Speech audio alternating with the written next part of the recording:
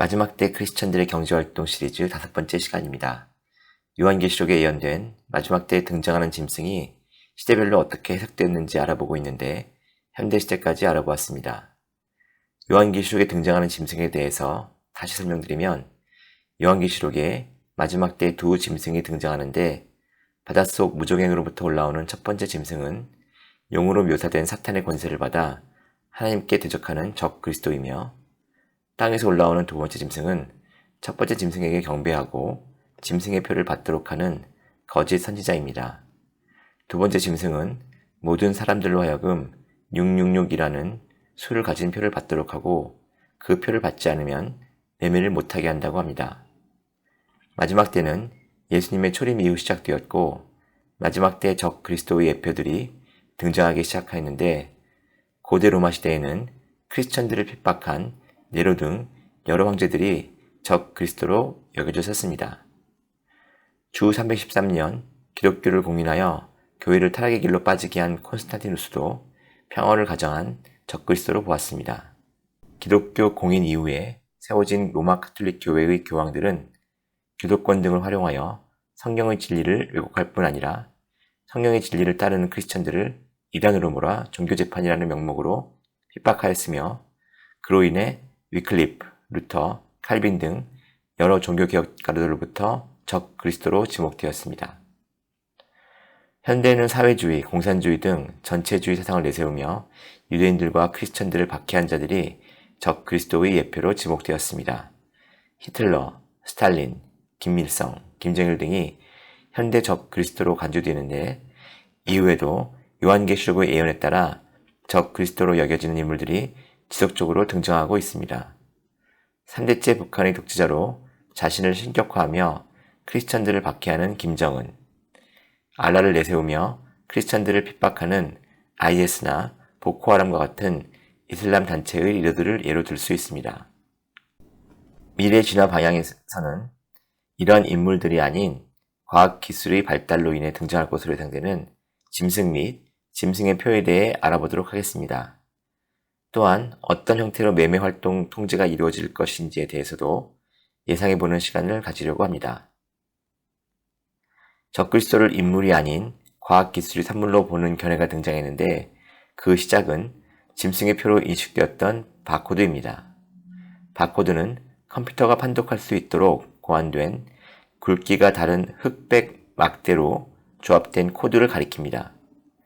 UPC, 즉 유니버설 프로덕트 코드와 같이 전 세계적으로 통용되는 기준에 따라 상품 등을 부호화하여 시스템에 등록하고 스캐너를 통해 해당 상품의 바코드를 판독하여 얻은 부호와 시스템의 정보를 연계하여 어떤 상품인지 파악하는 방식으로 사용되고 있습니다.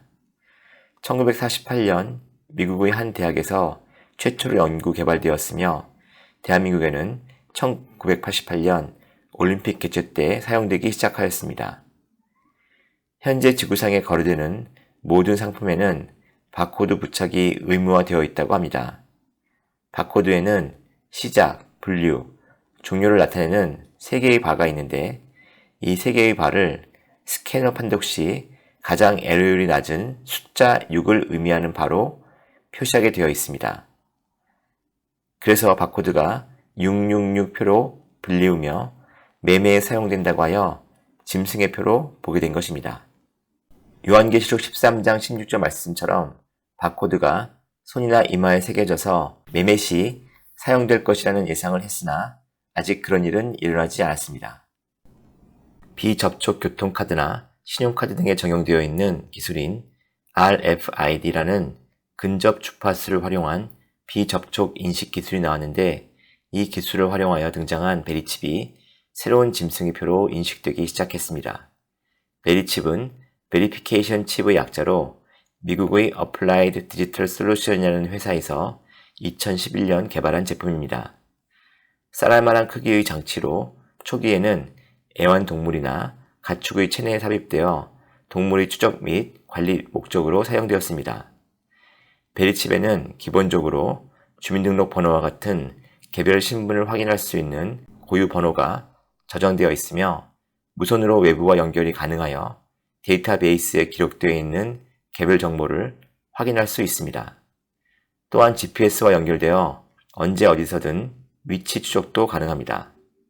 이러한 베리칩을 인체에 삽입할 수 있도록 미국 FDA가 2004년 허가했는데 이후 베리칩을 손이나 팔에 삽입하여 신분증 및 결제 목적으로 사용하는 사례가 등장하기 시작했습니다. 요한계시록의 예언을 믿는 기독교인을 중심으로 이에 대한 논쟁이 일어나자 Applied Digital Solution은 베리칩이라는 이름 대신 포지티브 아이디로 제품 명뿐만 아니라 회사명도 변경했습니다. 결국 그 회사는 2010년 베리칩 사업을 중단하였으나 현재 베리칩은 다른 경로들을 통해 생산, 판매되고 있습니다. 베리칩의 인체 삽입의 실제 사례를 몇 가지 살펴보겠습니다. 3스퀘어 마켓이라는 미국 위스콘신에 위치한 IT 회사는 희망하는 직원의 손에 무선 마이크로칩을 이식한다고 발표했는데 전체 직원 85명 중 50명이 지원했다고 합니다. 이 칩을 이식받으면 스캐너에 손만 대어도 회사 건물 출입뿐만 아니라 사내식당, 회사 컴퓨터까지 이용할 수 있다고 하며 해당 직원의 건강 정보도 칩에 기록된다고 합니다. 이 회사는 스웨덴의 바이오헥스라는 회사의 마이크로칩을 사용했는데 좀 더 조사해보니 3스퀘어 마켓이라는 회사에서도 인체에 바이오칩을 삽입해주는 서비스도 제공했다고 합니다. 2018년 말까지 673명에게 바이오칩을 이식했다고 합니다. 다음은 스웨덴의 국영철도 회사 SJ의 사례입니다. SJ 열차를 타려는 승객은 온라인으로 표를 예약한 뒤 손안에 삽입되어 있는 칩에 그 표를 등록하고 역무원은 승객의 손을 스캔하는 방식으로 표를 확인합니다. 한마디로 체내에 있는 칩을 기차표로 사용하는 것입니다. 이 서비스는 2015년부터 시작되었는데 처음에는 비밀리에 이루어졌지만 이제는 많은 호응을 얻고 있다고 합니다.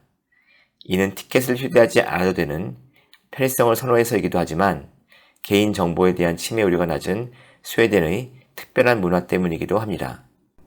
스웨덴은 사회가 전반적으로 투명한 데다가 개인정보를 공유하는 문화가 자리 잡고 있어서 사회보장제도에 등록된 개인정보를 다른 행정기관과 공유하는 것도 용인하고 있으며 세무당국에 전화를 걸어 다른 사람의 급여도 알 수 있다고 합니다.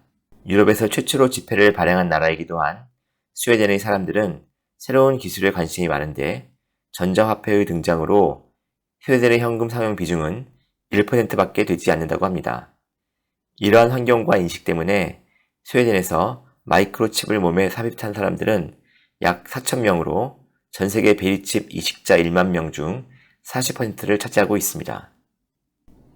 짐승의 표로 여겨지는 바코드나 베리칩이 등장한 배경에는 반도체와 디지털 기술의 산물인 컴퓨터가 있습니다. 계산하다라는 뜻을 지닌 컴퓨터라는 영어 단어에 R을 붙여 계산하는 자라는 뜻을 가진 컴퓨터가 요한계시록의 짐승이라는 주장이 제기되었는데 그 이유 중 하나는 컴퓨터의 각 알파벳의 순서, 즉 세 번째 알파벳 C는 3, 15번째 알파벳인 O는 15가 됩니다. 이 순서에 6을 곱한 숫자를 모두 더하면 666이라는 짐승의 숫자가 되어 컴퓨터를 짐승으로 보는 것입니다. 최근에는 컴퓨터 기술의 향상으로 등장한 AI, 즉 인공지능을 적글쓰로 보는 견해가 등장하였습니다. 인공지능이 로봇 기술과 결합하여 인간과 같은 형태의 로봇이 등장하기도 했는데 대표적인 것이 소피아라는 인공지능 로봇입니다. 소피아는 인공지능 개발자 데이빗 헨슨이 설립한 헨슨 로보틱스라는 회사에서 제작되어 2016년에 소개된 것입니다. 소피아는 배우 오드리 헵번의 얼굴을 창조로 제작되었는데 62가지의 감정을 얼굴로 표현할 수 있고 구글에서 개발한 인공지능 바둑 프로그램 알파고에 적용되기도 했던 딥러닝이라는 심층 학습 능력을 가지고 있어 사람과 대화할수록 더 수준 높은 문장을 구사할 수 있다고 합니다.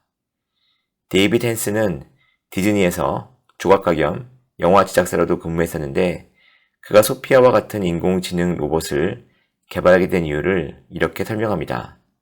인간의 지성, 창조성, 지혜, 연민을 뛰어넘는 천재 기계를 현실화하는 탐구 활동을 해왔다. 인간이 봉착한 도전적인 과제를 해결하는데 도움을 아끼지 않는 초지능 천재기획의 개발이 가능하다. 라고 했는데 이에 대해 인공지능 로봇 소피아는 인간이 보다 나은 삶을 영위하는데 나의 인공지능이 활용되기를 원한다라고 답했다고 합니다. 데이비드 핸스는 인간에게 도움이 되는 인공지능 로봇을 개발하려는 취지를 가졌다고는 하나 그 뒤에는 하나님이 창조하신 인간보다 뛰어난 존재를 만들고자 하는 악한 생각이 있었음을 알 수 있습니다. 하나님과 동등하거나 보다 높아지려고 했던 루시퍼나 바벨탑을 만들던 니므롯 등이 떠오릅니다. 인공지능 로봇 소피아는 2017년 사우디아라비아 리야드에서 열린 미래투자 이니셔티브 행사에서 연설 도중 사우디아라비아로부터 시민권을 획득하기도 했습니다. 자체적으로 트위터 계정도 운영하는 등 계속 인간과 가까운 방향으로 진화하고 있습니다.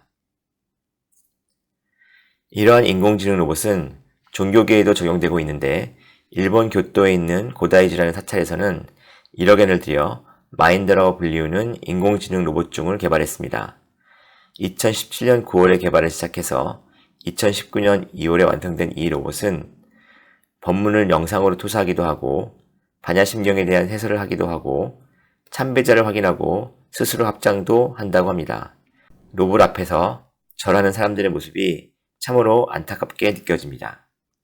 2017년 종교개혁 500주년을 맞이하여 독일 비텐베르크에서는 Bless You Too라는 로봇 목사가 소개되기도 했습니다.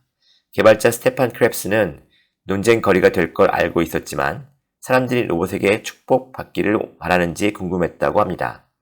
앞에 소개된 두 인공지능 로봇보다 투박한 모습인데 사용자가 가슴에 있는 터치스크린을 눌러 언어와 목소리, 성별, 축복의 종류 등을 선택하면 로봇이 손을 치켜들고 손에서 빛을 쏘며 성경 구절을 암송한 뒤 축복의 메시지를 전한다고 합니다. 아직은 생소한 인공지능 로봇의 미래는 어떨까요? 시대의 유행처럼 잠시 있다가 지나가 버리는 것일까요? 아니면 스마트폰과 같이 시간이 지날수록 인간 사회에 더 깊이 파고들어와 우리 삶에 점점 더 많은 영향력을 끼치게 될까요? 기업 정보 관리 전문회사 오픈텍스트가 2018년 여러 나라에서 실행한 인공지능에 대한 설문조사 결과에 따르면 인공지능 또는 인공지능 로봇에 대한 부정적인 이미지가 감소하면서 긍정적인 이미지가 복각하고 있는 추세임을 확인할 수 있습니다. 영국인 2,000명을 대상으로 한 설문조사에서는 인공지능 로봇이 자신의 직업을 대체할 것이라는 질문에 그렇다라고 대답한 비율이 21%로 2017년의 25% 대비 낮아졌습니다.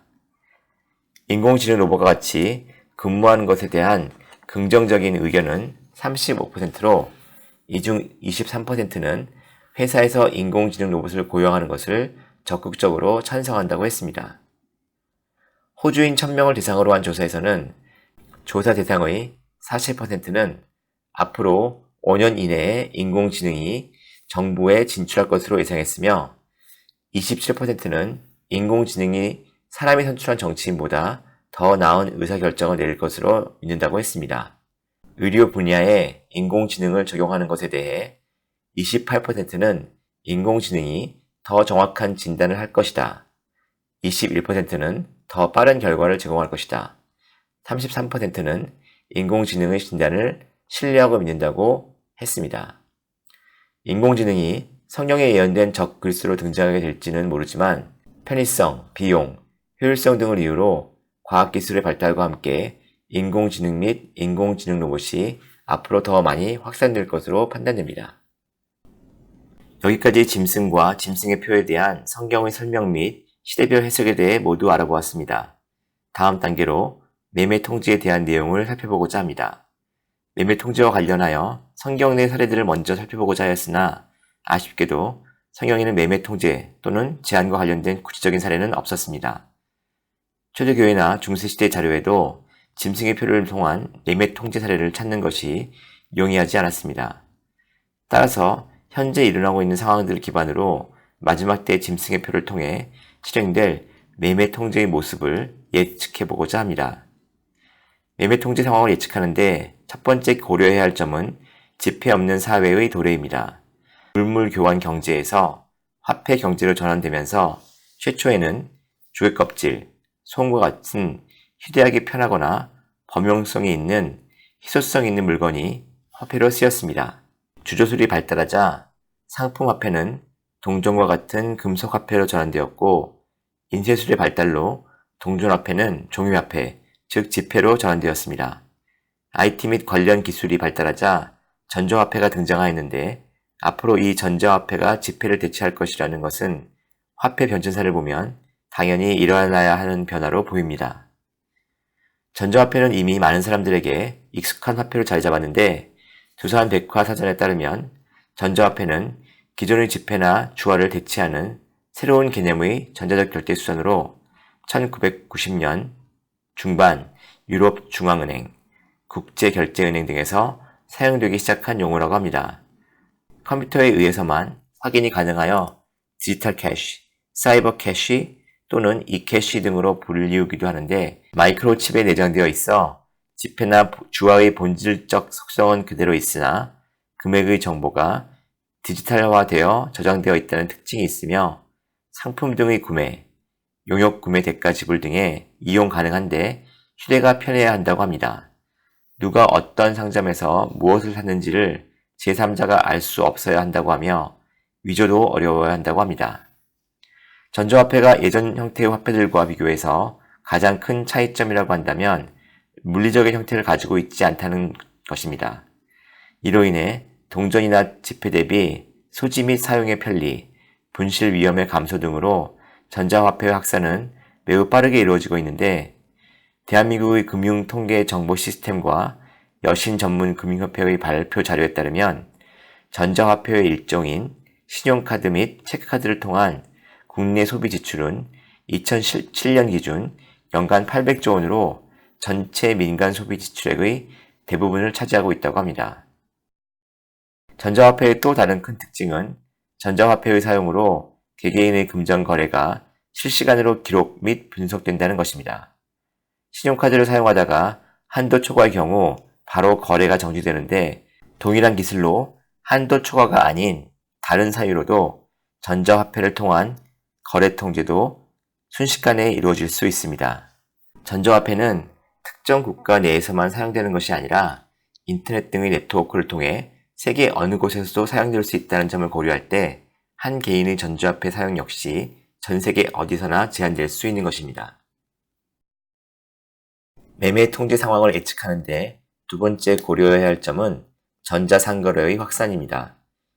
전자상거래는 인터넷상의 비디오와 그래픽으로 구성된 가상시장에서 세계 각국의 생산자와 소비자가 직접 만나 중간상 없는 교육을 할 수 있으며, 신용카드나 전자화폐를 통한 대금 결제가 가능하다고 정의되어 있습니다.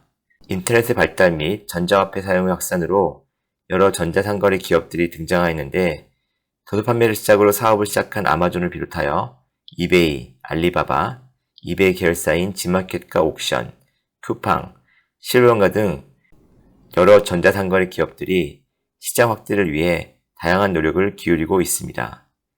한 시장 조사 업체의 자료에 따르면 전 세계 소매 판매액 중 전자상거래의 비중은 2020년 14.6%가 될 것으로 예상되는데, 이는 5년 전 7%대에 비해 2배로 증가하는 것입니다. 전자상거래가 전통적인 오프라인 상거래와 비교해서 가지는 가장 큰 차이점은 물리적 위치나 시간의 제한 없이 상거래를 할 수 있다는 것입니다. 소비자는 직접 상점을 찾아가지 않고도 어디서나 다양한 제품들을 비교해보고 쇼핑할 수 있다는 장점을 누릴 수 있습니다. 전자상거래 판매자는 실제 매장을 운영하지 않고도 물건을 팔 수 있다는 장점을 가지고 있는데, 이로 인해 전자상거래 판매자는 실제 매장 운영의 비용 부담을 가진 오프라인 판매자에 비해 제품 가격을 낮추어 판매를 할 수 있습니다. 이러한 가격 정책으로 전자상거래 판매자는 더 많은 소비자들을 온라인으로 유인하고 있습니다. 전자상거래의 세 번째 특징은 인공지능의 도움을 받는다는 것입니다. 전 세계 대표적인 전자상거래 업체인 아마존의 주문 및 배송 예측은 모두 인공지능으로 돌아가고 있다고 하며, 인공지능은 고객 정보 및 배송 이력, 물류 창고 위치, 상품 재고 현황 및 상품 위치 등을 파악하고 머신러닝을 통해 고객이 주문하기도 전에 고객의 주문을 예상하고 완벽한 배송 계획을 미리 준비해 둔다고 합니다. 여러 가지 장점으로 인해 전자상거래가 확산되고 있지만 전자상거래 시대에 살고 있다는 것은 개개인의 매매 활동 또한 실시간으로 기록, 파악, 분석되고 있는 시대에 살고 있다는 것을 잊지 말아야 합니다. 미래 매매 통지 상황을 예측하기 위해 세 번째로 고려해야 할 사항은 사물 인터넷의 발전입니다. 영어로 인터넷 오브 띵스여서 약자로 IoT라고도 합니다. 사물 인터넷을 간단히 소개하면 인간의 개입 없이 사물 간 인터넷으로 정보를 주고받는 기술입니다. 사전적 의미를 살펴보면 유무선 통신망으로 연결된 기기들이 사람의 개입 없이 센서 등을 통해 수집한 정보를 서로 주고받아 스스로 일을 처리하는 것으로 1999년 케빈 애쉬튼 미국 MIT 교수가 처음 이 용어를 상용했다고 합니다.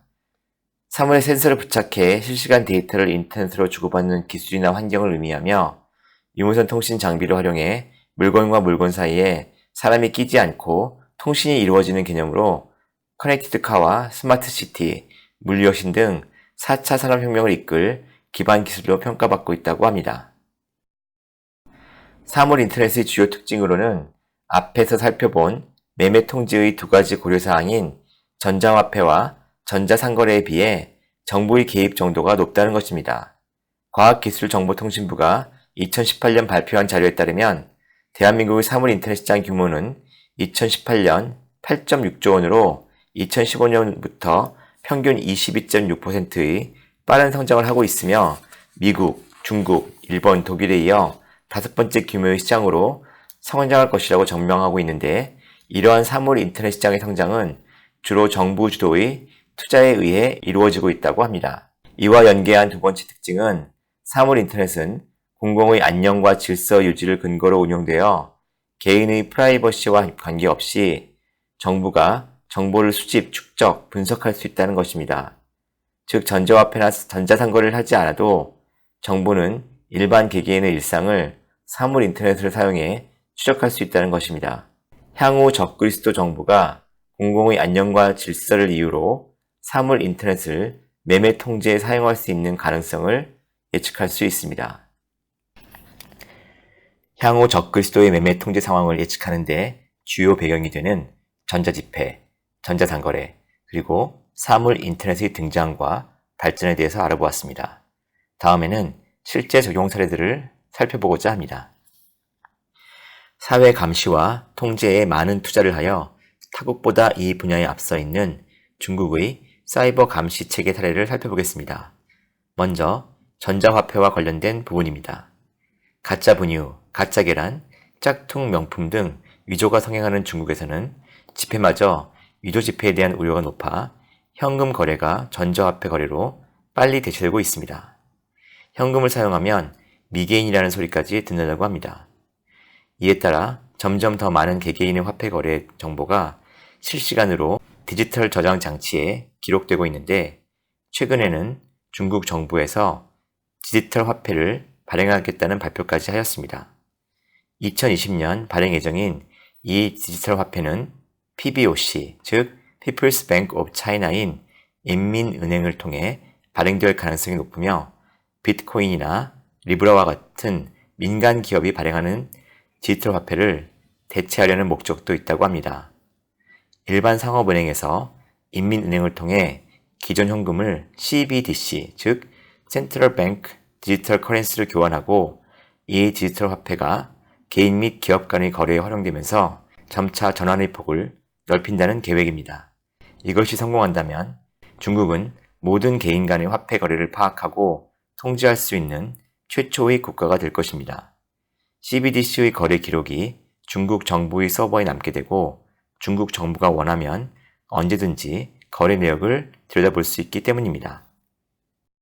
중국 항저우에 본사를 두고 있는 알리바바 그룹은 알리바바.com, 알리익스프레스, 타오바오, 티몰 등을 운영하는 세계적인 전자상거래 업체로 영어 교사 출신의 창업자 마윈 회장으로도 잘 알려져 있는 회사입니다. 11월 11일을 광군절이라고 하여 싱글들이 쇼핑하는 날이라고 마케팅을 해서도 유명해졌는데 2019년 광군절 하루 타오바오에서만 매출이 44조 원이나 되었다고 합니다. 중국에서 전자상거래가 얼마나 활성화되어 있는지를 알 수 있는데 알리바바닷컴의 개인정보 보호 정책을 보면 회원 정보 조항에 제시되지 않은 목적으로도 개인정보를 활용할 수 있다고 되어 있으며 그 조건은 해당 국가의 정보보호법에 따른다고 합니다. 개인의 자유보다 전체의 이익을 중시하는 중국에서는 개인정보가 제대로 보호받기 어려운데 2018년 11월 인터넷 안전 감시와 감독에 관한 규정에 따르면 중국의 내부 경찰기관인 공안부는 중국에서 운영하는 중국 기업뿐만 아니라 외국 기업의 네트워크까지도 수사할 수 있는 권한을 가지고 있음을 알 수 있습니다. 알리바바의 조차이 부회장이 월스트리트와의 인터뷰에서 온라인 이용 내역을 토대로 당신이 평가될 수 있다는 걸 알고 행동하기 바란다고 말하여 중국에서 개인의 전자상거래 정보가 본인이 모르는 사이에 다른 목적으로 쓰이고 있다는 것이 확인되기도 했으며 중국의 국가발전개혁위원회 부회장 장용은 사회적 신용 점수가 하락한 900만 명의 항공기, 고속철 탑승을 거부했다고 하여 전자상거래 등을 통해 수집된 개인정보가 개인의 등급을 매기는 데 사용되고 있음을 밝혔습니다. 중국 정부는 사회 감시를 위해서 사물 인터넷 등에 많은 투자를 하고 있는데 2017년 보안을 위해서 1조 2,400위안, 대한민국 원화로 209조 원의 지출을 하였습니다. 이는 같은 해 중국의 국방비 예산 177조 원을 초과하는 금액입니다. 이러한 투자로 2018년에는 하늘의 그물이라는 뜻의 티엔왕이라고 불리는 범죄 용의자 추적 시스템이 도입되었는데 구글과 같은 중국의 검색 엔진인 바이두의 소개에 따르면 티엔왕은 거리에 설치된 대량의 CCTV를 이용해 인터넷 모니터를 구축한 것이며 공안기관의 노상 범죄 감시의 핵심 도구이며 도시 치안의 강력한 배경으로 현재 대부분 대도시에서 이 시스템을 운용하고 있다고 소개되어 있습니다. 중국에는 현재 2억 대가 넘는 CCTV가 설치되어 있으며 이는 미국의 4배에 달하는 규모라고 합니다. 2020년에는 3억 대, 2021년에는 4억 대의 CCTV를 설치할 계획을 가지고 있다고 합니다.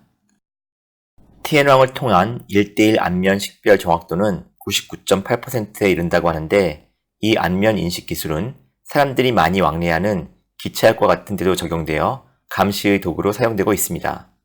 왼편 윗사진은 CCTV로 베이징역 통행자들의 안면을 인식하는 장면입니다.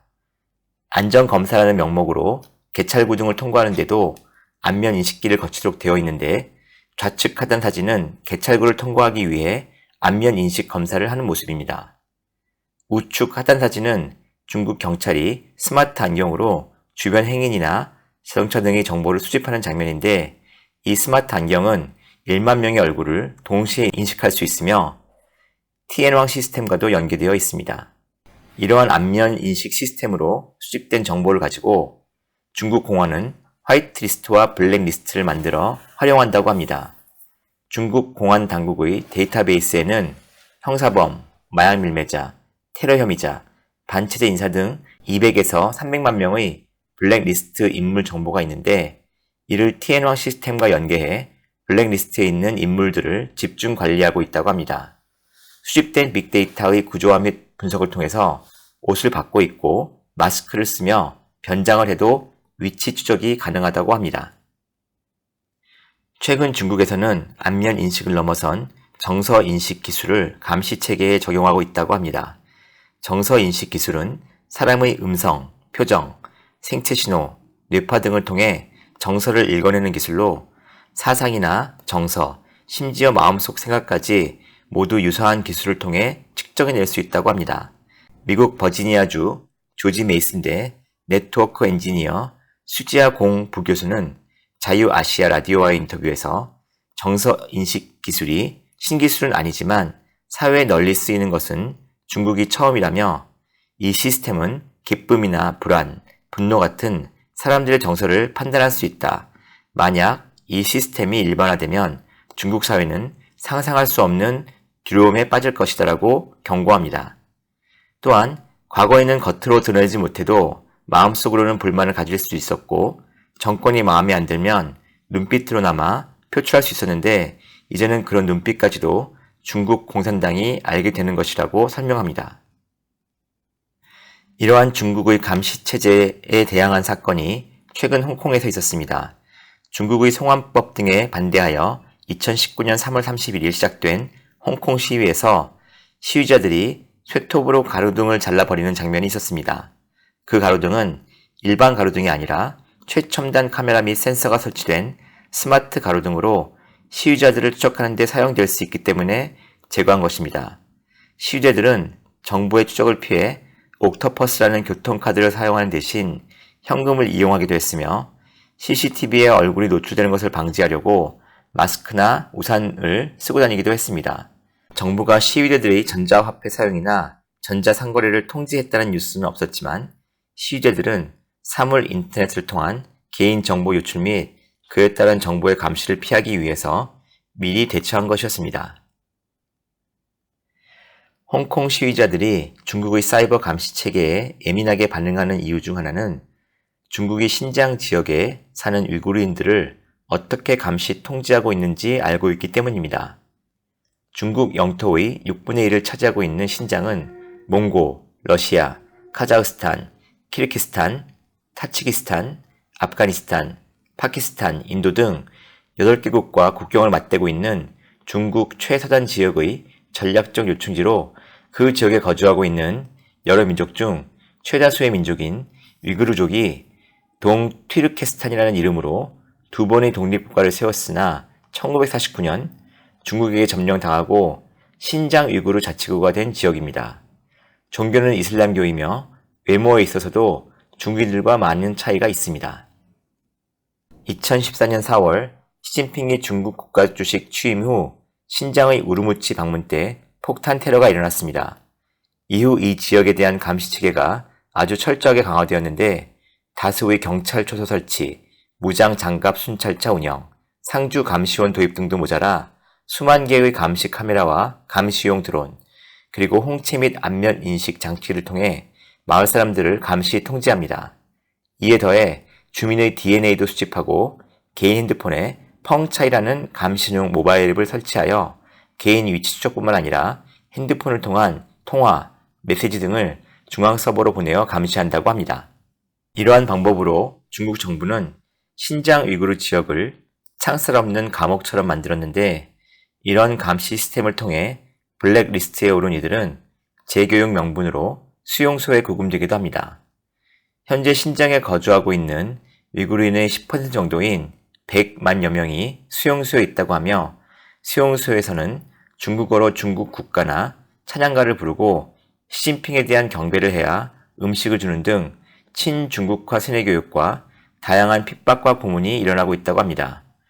중국 정부의 신장 위구르 지역 감시와 통제에 대해서 더 자세한 내용을 알고 싶다면 유튜브에 여러 자료가 있으니 검색해 보실 것을 권장합니다. 세계 제2의 경제대국으로 떠오른 중국이 개인의 프라이버시를 무시하면서까지 감시 체계를 강화하고 있는 이유는 무엇일까요? 뉴욕타임스는 중국 정부는 14억 인구를 추적하고 신원을 확인하기 위해 첨단 기술의 도움으로 국민 감시 시스템을 구축하고 있다며 기술은 일반적으로 민주주의와 자유의 확대, 세계와의 연결 등을 낳지만 중국은 이를 뒤집어 통제에 쓰고 있다고 했습니다. 미국은 중국보다 경제적뿐만 아니라 과학기술에 있어서도 훨씬 더 우위에 있지만 미국이 감시 통제 사회라는 말은 들어보지 못했습니다. 미국에서 전자화폐, 전자상거래, 사물 인터넷 등은 경제를 발전시키고 삶을 더 윤택하게 하거나 국민들을 위험으로부터 보호하는 데 사용되고 있으며 자국민들을 감시하고 통제하는 목적으로는 사용되고 있지 않습니다. 중국의 자국민 감시에 대해서 제2 중국 법률학자인 텅바오는 개인 정보와 개인의 프라이버시는 개인 권리의 중요한 구성 부분이자 개인 자유의 일부분으로 오래전부터 국제인권 기준에 규정되어 있지만 중국 정부는 이러한 법의 규제를 받지 않는다고 그 이유를 설명합니다. 따라서 중국은 현 국가체제를 개개인의 자유보다 중시하는 국가이기 때문에 막대한 돈을 들여서까지 21세기의 최첨단 기술을 공산당 독재 체제 유지에 사용하고 있는 것입니다. 공공의 안녕과 질서 또는 인민의 풍요로운 삶을 위한다는 것은 포장일 뿐이고 주 목적은 개인의 생활 감시 및 통제로 공산당 정권을 유지하려는 것입니다. 경제적으로 풍요롭지 못하여 중국과 같이 첨단 기술에 투자는 못하지만 북한의 공산당도 체제 유지를 위해 주민들을 심하게 감시하고 통제하고 있다는 것은 잘 알려진 사실입니다. 중국 사례를 통해서 마지막 때 짐승의 표를 통한 매매 통제는 과학기술의 발전 자체로만 실현되는 것이 아니라 그 기술을 사용하는 주체에 의해서 결정되는 것임을 알 수 있습니다. 대한민국의 경우를 살펴보겠습니다. 대한민국은 세계 IT 강국으로 짐승과 짐승의 표를 실행하기에 좋은 기반을 갖춘 국가입니다. 세계 반도체 매출 1위와 3위 업체가 대한민국의 기업이며 세계 스마트폰 1위 업체도 대한민국의 기업입니다. 대한민국은 OECD 국가 중 무선 초고속 인터넷 보급률과 유선 초고속 인터넷 품질이 1위이기도 하며 세계 최초로 5G 통신 기술을 상용화하기도 했습니다. 하지만 중국과 같은 감시사회 국가가 되지 않은 것은 자유민주주의 체제의 국가로 이 정체성을 지키고 있기 때문입니다. 하지만 현재 이 대한민국이 큰 위험에 빠져 있습니다. 대표적인 것이 대한민국 안보의 퇴행입니다. 주적 북한이 핵무기를 보유하고 있는 상황에서 국방력을 강화해야 하는데 지난 2년간 현 정부는 국방력을 약화시키는 여러 정책들을 실행하였습니다. 국정원의 국내 활동을 해체하여 대한민국에 침투한 간첩을 잡지 못하게 하고 DMZ의 감시초서, 휴전선 근방 철조망, 서해 5도 방어선 등을 철거하였으며 여러 사단과 군단을 해체하였을 뿐 아니라 병력, 인원 및 복무 기간도 줄여 국방력을 매우 약하게 만들었습니다. 2018년 9월 19일 모든 공간에서의 상대방에 대한 일체의 적대 행위 전면 중지 등을 포함한 군사 분야 합의서를 교환하기도 했지만 북한은 계속해서 미사일 및 대포로 대한민국을 위협하고 있으며 대한민국 정부는 북한과의 좋은 관계를 유지해서 평화를 지켜야 한다는 핑계를 대며 아무런 조치도 취하지 않고 있습니다. 이런 어처구니 없는 일들이 벌어지고 있는 이유는 거짓 탄핵으로 정권 잡은 세력이 종북, 친중, 좌파이기 때문입니다. 대한민국의 대통령이란 사람이 전 세계인이 지켜보는 동계올림픽 개회식에서 북한의 간첩을 존경한다고 공표하기도 하고 중국의 베이징대에서는 중국을 삼봉우리와 같은 나라, 대한민국을 작은 나라로 소개하며 자국민들을 감시 통제하는 중국과 꿈을 함께하겠다고 했습니다. 여당인 더불어민주당은 헌법에서 자유를 빼자, 중국 공산당을 벤치마킹한 공수처를 설치하자는 등의 주장을 하며 대한민국을 전체주의 국가로 만들어 통제하려는 속셈을 드러내고 있습니다. 이러한 종북 친중 좌파 정권에 대항하여 영적으로 깨어난 크리스천들이 회개하며 대한민국의 적 그리스도 국가화를 막기 위해 피를 토하며 기도하고 있습니다.